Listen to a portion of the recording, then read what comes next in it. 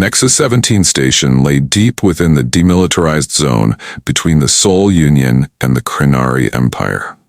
A place no one called home, but somehow it was exactly where the strangest contracts in the galaxy were signed. And today, one of them had just taken effect. Rex Calder stormed into the docking bay like a one-man invasion. His tactical coat half unzipped, his body armor scratched and dented from dozens of skirmishes.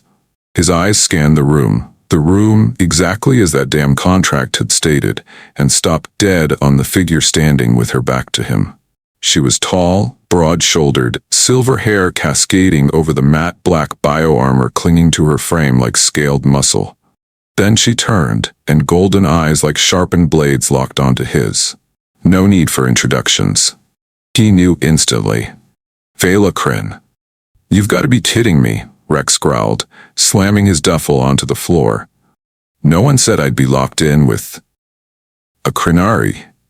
Vila raised a single brow and replied in a voice cold enough to chill bone, "And I wasn't informed that the only bed would be shared with an Earth male panting like a beast."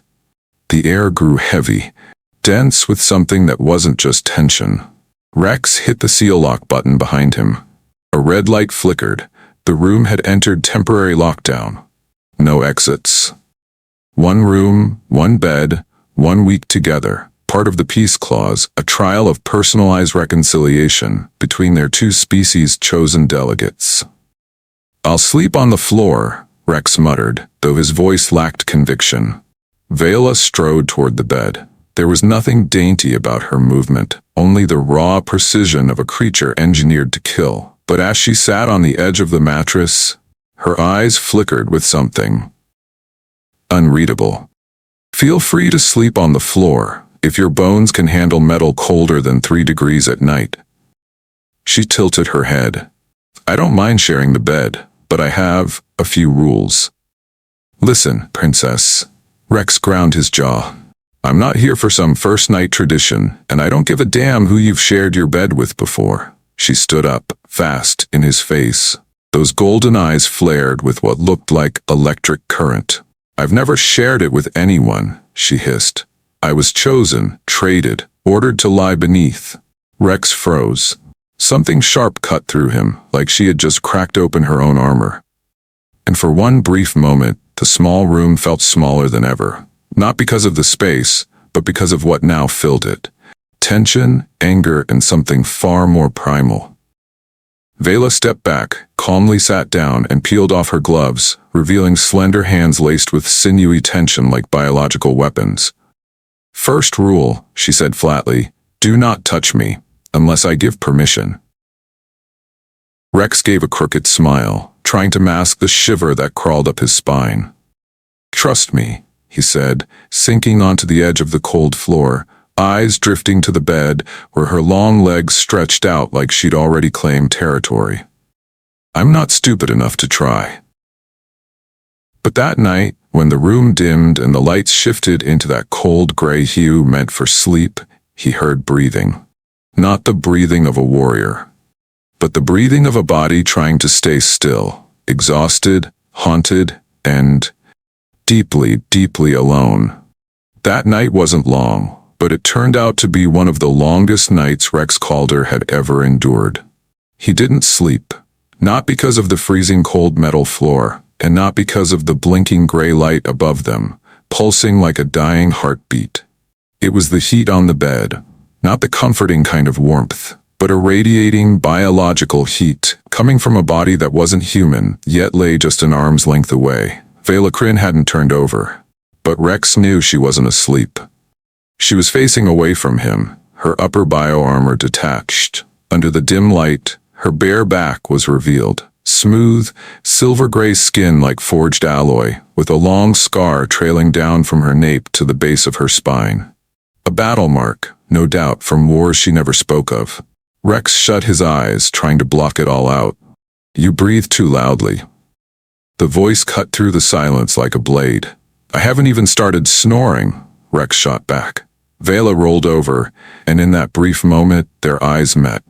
"Your body radiates heat like a secondary reactor. If you keep maintaining that temperature, I won't be able to achieve deep sleep. Rex frowned. I'm human. 37 degrees Celsius is normal. If you can't handle that... It's not about handling it, she interrupted. It's triggering a biological response. A pause. Heavy. Uncomfortable. What kind of response? He asked, deliberately avoiding her neckline where the loose collar barely veiled her chest beneath the thin fabric. Vela hesitated. For the first time since they met, she looked uncertain. A female crinari, when exposed to sustained high biological heat, will begin secreting regulatory pheromones to seek out what we call a safe sleep zone. She said it flatly, like reciting from a scientific report, but her eyes betrayed tension, a kind of subtle unease. Regulatory pheromones? Rex raised an eyebrow. Sounds a lot like arousal hormones. Not exactly, but not entirely different either. A bead of sweat trickled down Rex's temple. He wasn't sure if it was from the rising heat or because she was starting to give off something very real. Not a scent, exactly, but something primal. Something that tricked his brain into imagining things that weren't happening yet. Skin on skin, a breathless moan, the raw, humid scent of post-shower skin. He shuddered, she noticed. You're being affected, Vela said calmly, her golden eyes fixed on him. I'm not affected by anything, he shot back. It's just cold. Go back to sleep. I can't. She clutched the thin blanket tighter around her chest. If I don't stay close to a stable heat source, my sleep patterns destabilize. My heart could stop from thermal regulatory failure.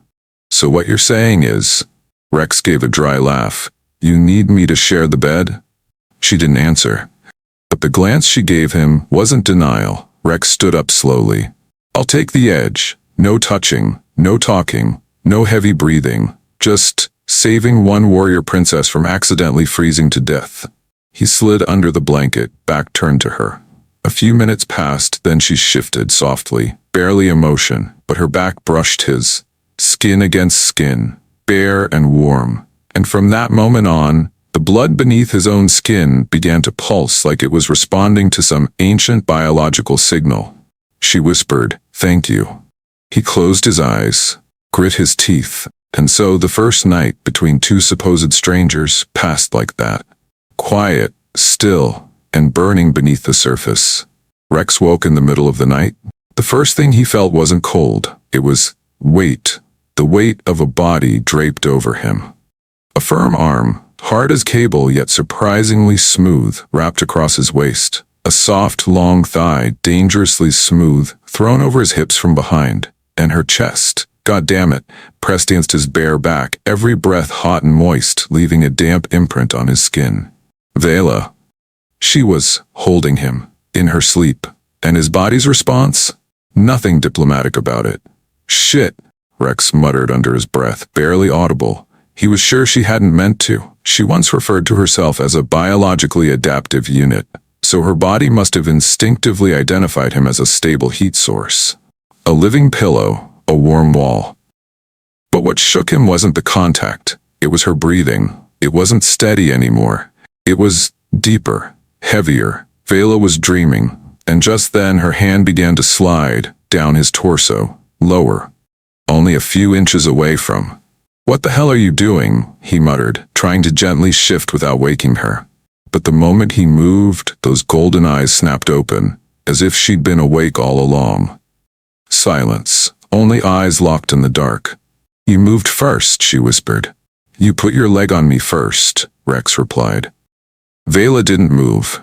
No apology, no sign of shame, just a strange kind of acceptance in her gaze, as if to say, if this is what my body wants, then let it be.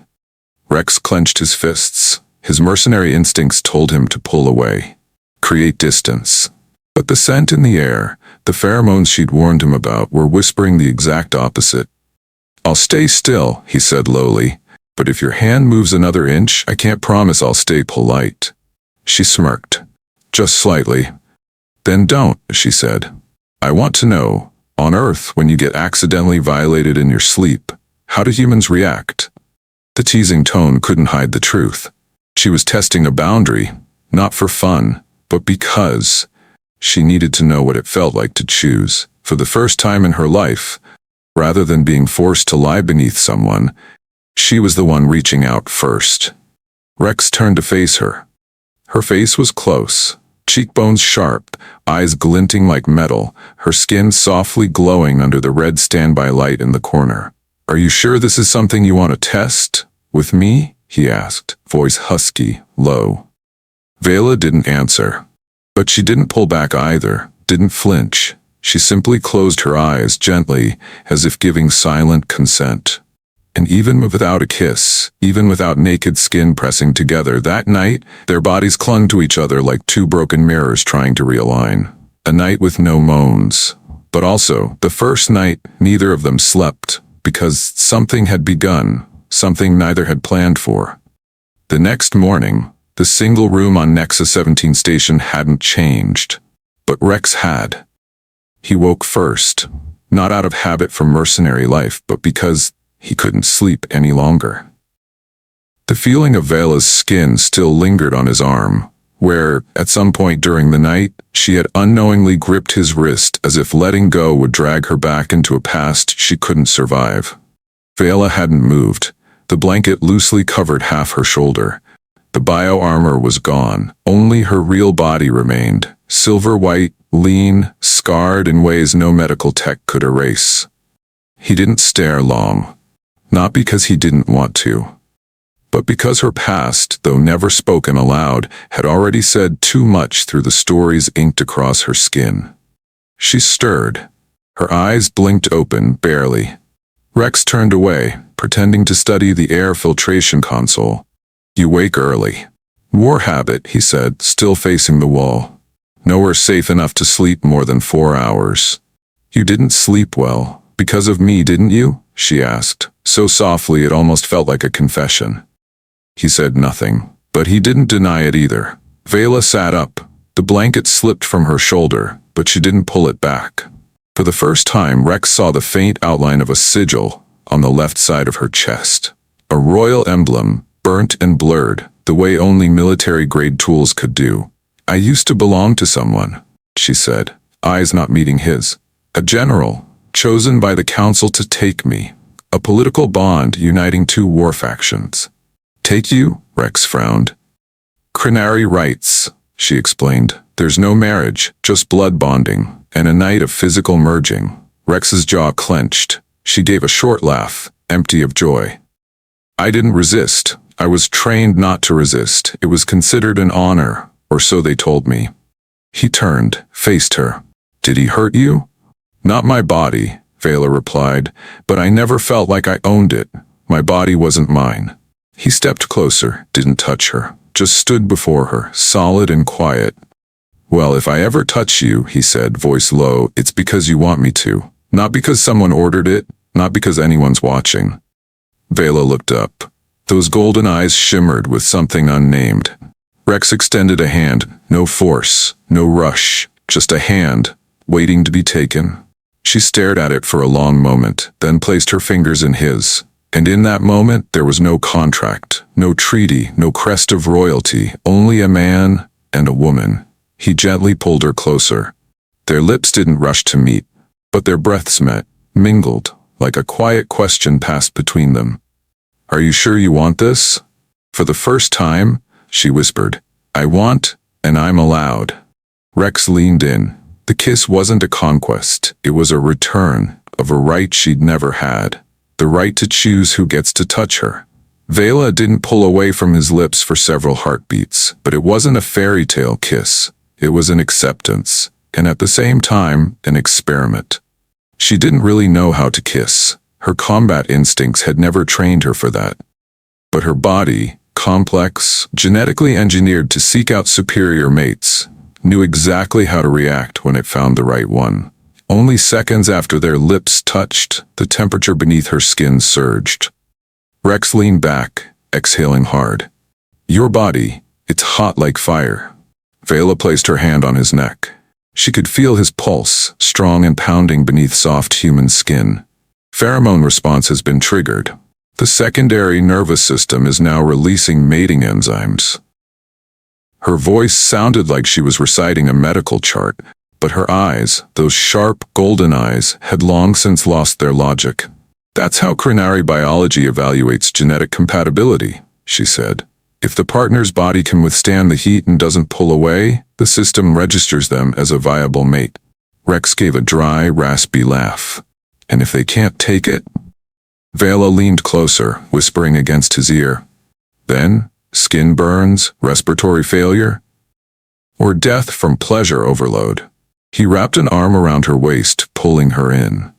"Sounds like a fun test." She didn't resist. For the first time, Vela's body didn't fight back. It began to respond. Her fingers slid into his hair, tugging gently. Lips met again. This time she was the one initiating, and this time she trembled.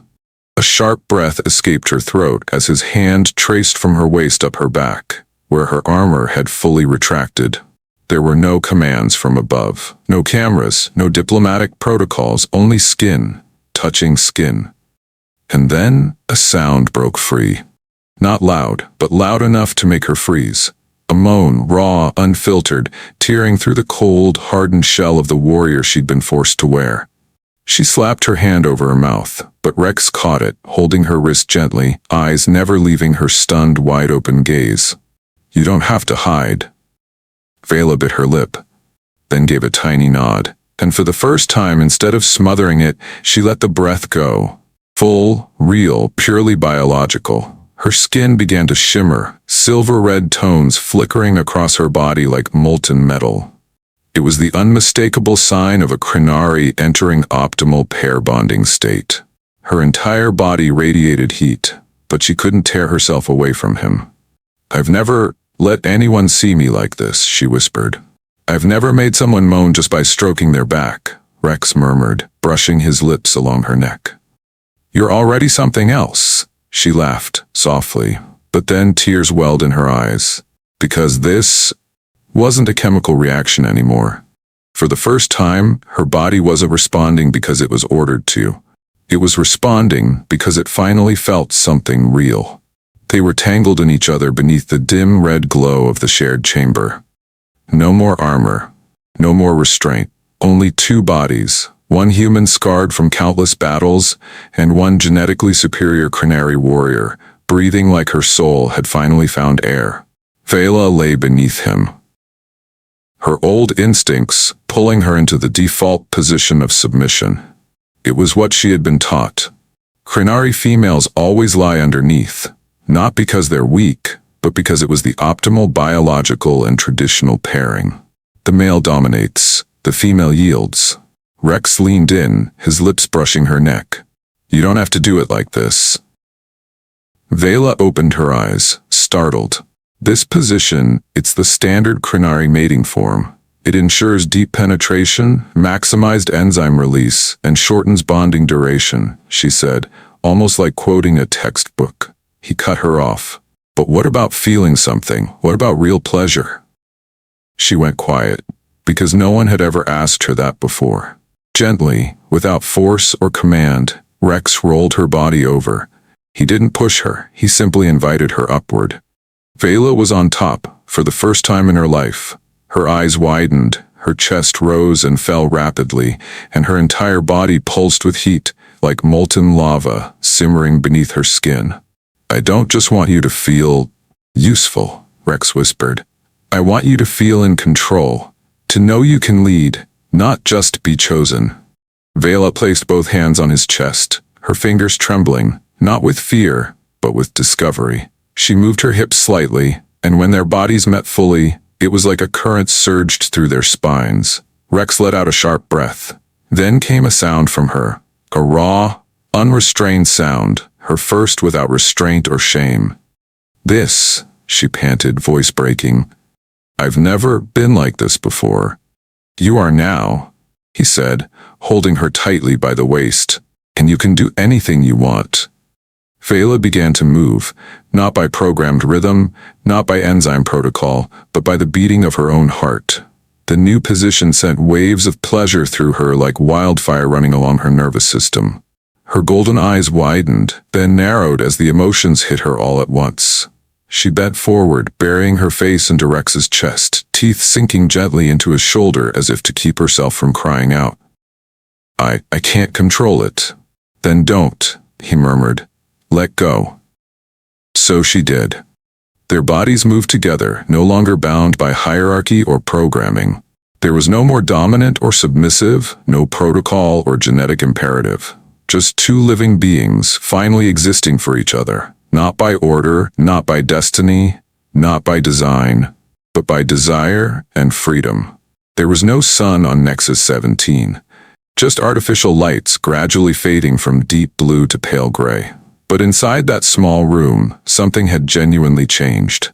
Rex opened his eyes. His back ached, not from the sleep, but because of the bite. Right on his left shoulder where the collarbone sloped into his chest was a very distinct mark, left by a creature bred for war, who had moaned through her climax the night before. He touched the bite, winced, and then gave a faint laugh. Not a victorious laugh, but the kind someone gives when they've crossed into territory with no way back. Viola was still asleep, and the way she lay was anything but programmed. Her head resting on his chest, one arm wrapped around his waist, a leg casually draped across his thigh, as if afraid he might disappear at any moment. And her skin, still radiating heat.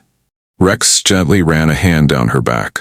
Crinari core temperatures took hours to cool after bonding, but this time, it didn't feel foreign. It felt familiar. Vela stirred, her eyes opened slowly, but without the panic that usually followed dreams of her past. I survived, she said, her voice hoarse. Still intact and glowing, Rex chuckled, nodding toward the shimmering pink biolights blinking faintly on her chest, a clear biological sign of a Crinari who had achieved a voluntary climax. You didn't force me. No, he said. But you bit me, he added, showing his shoulder where the bite mark still throbbed. That was a pretty intentional act of war. Vela let out a small giggle, a sound that had no place in the vocabulary of warriors, and the first time Rex had truly heard it. That bite? It's an instinctive marker. In our culture it means claimed. He leaned back into the pillow, closing his eyes. Good. I'd rather be claimed than contracted. They lay there in silence for a few minutes. No words needed. Because in that small room, even without stars, without flags, without any treaties signed, something had been sealed. This was no longer a mission, it was a bond. Vela pressed a hand lightly to her chest. Still warm. But now, it was the warmth of life, not the fever of old wounds. 3 days later, the final evaluation from the Peace Council was conducted via remote transmission. The central screen in the room lit up, displaying the emotionless faces of the Earth Union representative and the Crinari Enforcement Commander. Neither showed expression, but their voices only cared about one thing: the state of interpersonal engagement between delegates. Rex and Viola stood side by side. They didn't touch, but their breaths matched in rhythm. We've completed the cohabitation phase, Viola reported evenly. No physical conflict, no medical intervention needed, and no harm done. Rex added, if the goal was to build a foundation of peace through physical and psychological understanding, then we understand each other well enough to no longer need this contract. The call ended after a few technical formalities. The room's lights dimmed. What followed was silence. Not awkward, but the kind that settles between two warriors who've completed a mission and now must decide what comes next. They'll send a ship to retrieve me by tomorrow afternoon, Vela said, turning her back to him. I'm being reassigned to Satellite Station 6, Rex replied. A distance started forming in the air between them, but then Vela turned. Can you refuse your next assignment? Rex looked at her. Didn't answer right away. Can you leave the Empire? He asked in return. She stepped forward, softly, very softly. But each step seemed to defy centuries of tradition. There's nothing left to keep me there. No one's calling my name for the throne anymore. They've already chosen someone else to be their new symbol. Rex raised an eyebrow. Then, who are you now? Vela looked up, her golden eyes no longer sharp. Now they shimmered, gentle, radiant with something she'd never been allowed to show before. I'm the one who bit you that night, not because I was ordered to, but because I wanted to keep you. He didn't speak, he just opened his arms. She walked into them.